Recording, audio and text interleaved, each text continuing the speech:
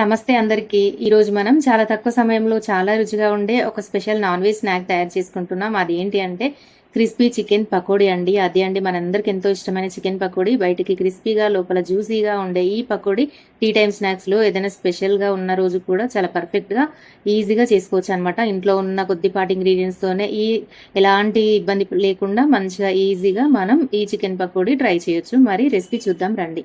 నేను చెప్పే స్టైల్లో చికెన్ పకోడీ చేస్తే ఆయిల్ ఎక్కువ పీల్చకుండా ఉంటుంది, రెస్టారెంట్ స్టైల్లో ఉంటుందన్నమాట. ముందుగా మనం ఒక 1/2 kg చికెన్ తీసుకొని అందులోకి ఉప్పు, కారం, అల్లం వెల్లుల్లి పేస్ట్, కొంచెం పసుపు, కొద్దిగా కసూరి మేతి, ధనియాల పొడి, అలాగే కొంచెం గరం మసాలా, నెక్స్ట్ ఇందులోకి ఒక 2-3 టేబుల్ స్పూన్ల వరకు బియ్యం పిండి, ఒక 2 స్పూన్ల వరకు కార్న్‌ఫ్లోర్ వేసుకోవాలి. వేసుకొని సన్నగా కట్ చేసి పెట్టుకున్న కరివేపాకు, అలాగే సన్నగా చీల్చుకున్న పచ్చిమిర్చి, ఒక 2-3 పచ్చిమిర్చీలు ఇలాగ వేసుకొని మొత్తం అంతా కూడా చికెన్కి బాగా పట్టేలాగా మంచిగా కలుపుకోవాలి. అవసరమైతే కొంచెం వాటర్ యాడ్ చేసుకోవచ్చు. కొద్దిగా అవసరమైతే కొంచెం బియ్యం పిండి, కొంచెం కార్న్‌ఫ్లోర్ కూడా మళ్ళీ మీరు యాడ్ చేసుకోవచ్చు. మీరు తీసుకున్న చికెన్ని బట్టి.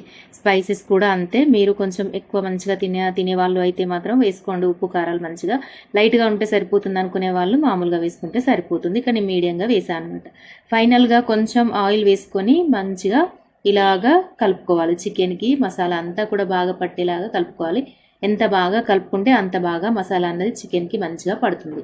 ఇప్పుడు మనం ఇలా కలుపుకున్న చికెన్ని కాస్త ఒక 1/2 an hour పాటు అలాగా పక్కన పెట్టవచ్చు. నేనైతే అప్పటికప్పుడు చేసుకున్నా, అయినా కూడా చాలా బాగా క్రిస్పీగా రెస్టారెంట్ స్టైల్లో వచ్చిందండి. టేస్ట్ అయినా కన్సిస్టెన్సీ అయినా అంత బాగా వచ్చిందనమాట. ఇందులో మీరు పెరుగు కూడా యాడ్ చేసుకోవచ్చు. లేదు అంటే నేను ఇక్కడ సగం నిమ్మ చెక్క యాడ్ చేశాను అనమాట.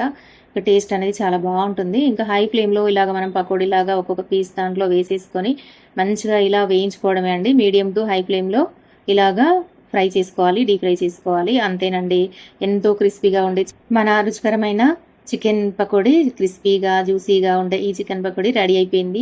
ఈ రెసిపీ మీరు ఇంట్లో కూడా చేసి చూడండి. ఒకసారి ట్రై చేస్తే మళ్ళీ మళ్ళీ చేసుకోవాలనిపిస్తుంది. మీ కుటుంబ సభ్యులకి, పిల్లలకి ఎంతో బాగా నచ్చుతుందండి. ఈ వీడియో నచ్చితే తప్పకుండా లైక్ చేసి ఛానల్ని సబ్స్క్రైబ్ చేయండి. మీ ఫ్యామిలీ అండ్ ఫ్రెండ్స్తో షేర్ చేసుకోండి. ఇలాంటి మరిన్ని టేస్టీ రెసిపీల కోసం మా ఛానల్ని సబ్స్క్రైబ్ చేయండి. అసలు మర్చిపోవద్దు, బెల్ ఐకాన్ కూడా యాక్టివేట్ చేసుకోండి. కొత్త వీడియోలు మీకు ముందుగా వస్తాయి. ఇంకా మనం కొత్త వంటలతో మళ్ళీ కలుద్దాం. అప్పటి వరకు ఆరోగ్యంగా ఉండండి, హ్యాపీగా ఉండండి. Thanks for watching.